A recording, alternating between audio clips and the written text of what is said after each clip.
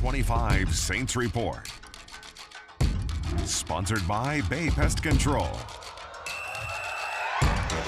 Almost a Halloween horror movie for the New Orleans Saints, who almost blew a double-digit lead for their second straight home game. But when push came to shove, it was Tom Brady and the defending Super Bowl champion Tampa Bay Buccaneers who got spooked. The black and gold scored 16 of their 36 points off 3 turnovers by the 7-time Super Bowl champion, including a drop-the-mic pick-6 by P.J. Williams with less than 2 minutes to go in the fourth quarter.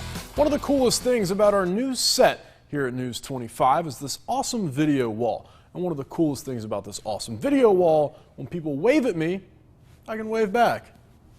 Hey, Caleb. Harrison Central Softball hosting Gulfport. Well, it's been a while since the Golden Eagles felt quite like this, dropping a home game to UAB 34-0, their first shutout defeat in more than 7 years since a rough night up in Starkville. And when you're on QB5, kind of is what it is, but at the same time, the black and gold finding silver lining in the fact that they gave up just 3 points to the Blazers in that second half, thanks in large part to former Gulfport quarterback, now converted linebacker TQ Newsome, who had a big hand in a goal line fumble recovery for Southern Miss. Except that didn't happen, did it? Never. This is my game. Just kidding. You can have it next year. Actually, maybe not. I don't know. Whatever. All I do know is we should roll the highlights. Red Rebels hosting the Admirals. Heated rivals from Region 4 Class 6A, both coming in with perfect district marks of 3-0, which means someone has to take their first loss. And Grace, you know, sometimes you just need to hug it out. Deuce Hugger fakes out everybody wearing a white jersey, and he's gone. Speed to burn. That's a long touchdown for the senior. Hornets go up 14-7, but the scoring has only just begun. Tends to happen when Caden Irving is in the highlights. Ole Miss baseball commit looking for his main man, A.J. Phillips, on 3rd and 10, and he's got him. Keeps the drive alive with a first down. Now, Grace, you said the other week you didn't know Irving had wheels like this, and honestly, the only thing I can compare this to is like trying to tackle the vending machine in our break room. Good luck. Lowers the shoulder. Another first down, Gators. Now, as much as I try to have News 25's 25 teams in 25 days planned out to a T, it usually turns into, hey, coach, what day works best for you guys this week? Gulfport head man John Archie immediately responded, Wednesday. And then it dawned on me, the first day in shoulder pads, which means hitting. And the Admirals are probably ready to hit somebody after the way last year turned out. So let's get right into some board drill action at stop number 14. It's not the motto, but I mean, do you guys have like a dog mindset? Like, is that? You got it right there. Striking while the iron's hot for this week's WXXV Student Athlete of the Week, and there may not be a Mississippi high school football player hotter right now than Picayune's Dante Dowdell, who was just announced today as the 2021 Max Preps Player of the Year for the Magnolia State. Picayune exercising a lot of demons on the same field that caused the Maroon Tide so much anguish the first time they played West Point in the 5A state championship game, but this time the medal's gold, not silver. It ain't silver. This one ain't silver this time, it's gold. And how fitting, former head coach Dodd Lee standing right next to second-year head man Cody Stogner, as they both got that sweet, sweet taste of victory and Gatorade together here at the Rock. Earlier this month, the Gulfport girls soccer program was ranked first in the nation by Max Preps, only to be dropped to second a few days later, to which the Lady Admirals responded, hold my shin guards. Eminem lyric incoming. They can't catch up to all this energy that I've mustered. Linda Mustard from 20 out. Another goal makes it 4-0 Lady Irish. That's a hat trick, and that's a wrap. You were calling a video game simulation not too long ago, about this time last year. I was running highlights here in this very studio. We have a new set since then, but of that very game. I mean, how did you stay sane during everything that was going on? And there he goes. Charge up, young fella. Trying to bring the house down. Shingle by shingle, brick by brick. This gym is rocking. 2 dunks in the last 2 minutes of the half. Can we get a third? Well, yes, except this time it's Trace Joseph. Oh! 5-finger throwdown, and somebody please tell me this rim has a good health insurance policy. Just getting demolished. Ensuing Van Cleef possession. Beware of dog. Dayon Bilbo, the state's leading rusher, coming in. More than 1,500 yards in 6 games, 23 touchdowns, and you can't understand until you see it in person.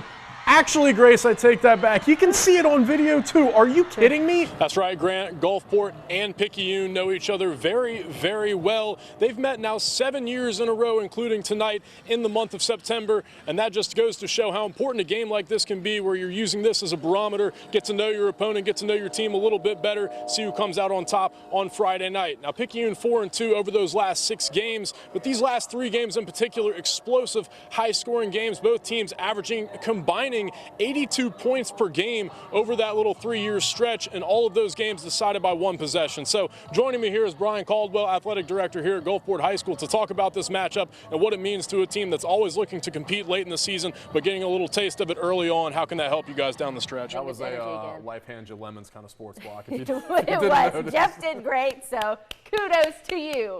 You know, good friend of yours, like you mentioned. So yeah, what do they call him? The Dozo, director of Dozo. scoreboard operations. Yes. Yeah. Well, now both buckets are loose, and this is turning into a real tilt, a real gong show. Barr going for that jersey around the back of the net, but Schmidt gets him with a body slam, and that'll do it.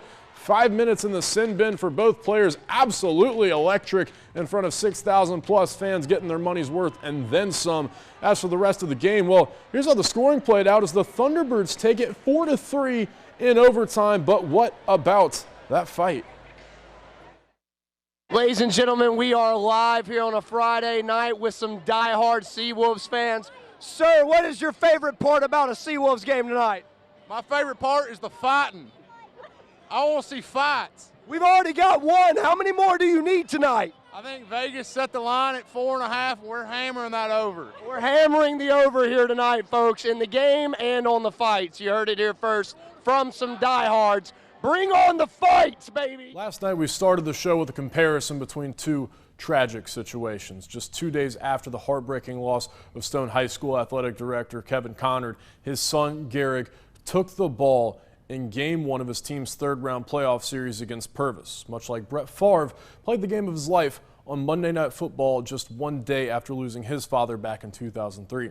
As fate would have it, there's a connection to the Stone Athletic Department and the Favre family, and Favre actually texted Garrick before tonight's game, giving him some words of encouragement. Truth be told, that might have been unfair to compare a high school junior to Brett Favre, but if anyone has ever risen to the moment, well, he is his father's son, after all. More than 1,000 tickets sold. Unreal emotional scene pregame. Connard embraced by senior catcher Tristan Hickman after the national anthem, fighting back the tears, but he is ready to roll. Starting in the top of the 1st, and that strikeout, that first one, so huge when it comes to setting the tone for the rest of the game. You need help with anything? Nah, just looking. Snaps off a disgusting off-speed pitch and a huge standing ovation. But hey, it's just a baseball game, doing what he does, letting the game come to him. Punches another ticket to end the inning. 2 strikeouts for number 2. Dugout loves it. And guess who's leading off the bottom half? Connard. And how could this story be written any differently? Singles back up the middle, and he's going to get a courtesy runner, which means some more love from the dugout, just getting the feeling something special is brewing. Still scoreless top 2nd, and the rest of this game pretty much can be summed up using just 2 letters in the alphabet. Gehrig, they call him G for short, and strikeout, that's a K. G, K, inning over, and plenty more where that came from. Remember, this is the ace of the staff. Came in with a 0.66 ERA, record of 9-1, 3 no-hitters to his name. That's his 5th strikeout of the game. And here comes number 6, just like his walk-up song, See You Again. That's 2 strikeouts per inning for the first 3 innings. Ace is gonna ace. Let's go bottom 3. How about some run support? Who else is gonna start a rally on this night? Connard fights off a ton of tough pitches, finally handles one to the opposite field. Just special. The courage of this kid. I wonder what Brett Favre told him, but whatever it was, it's rubbing off on his teammates now. Hickman skies one into the Wiggins skyline, drops in front of the center fielder, and that's trouble. Run comes in to score. That's 1-0 lead for Stone, but Tomcats not stopping there. Another big-time clutch hit there with 1 out. 2 runners are going to score from 2nd and 3rd, and the Tomcats blow this thing open 3-0. Let's bring up the scoreboard, see how this one ends. Yeah, Gehrig, Connard, remember the name, throws a complete game shutout 2 days after he lost his father. Absolutely unbelievable.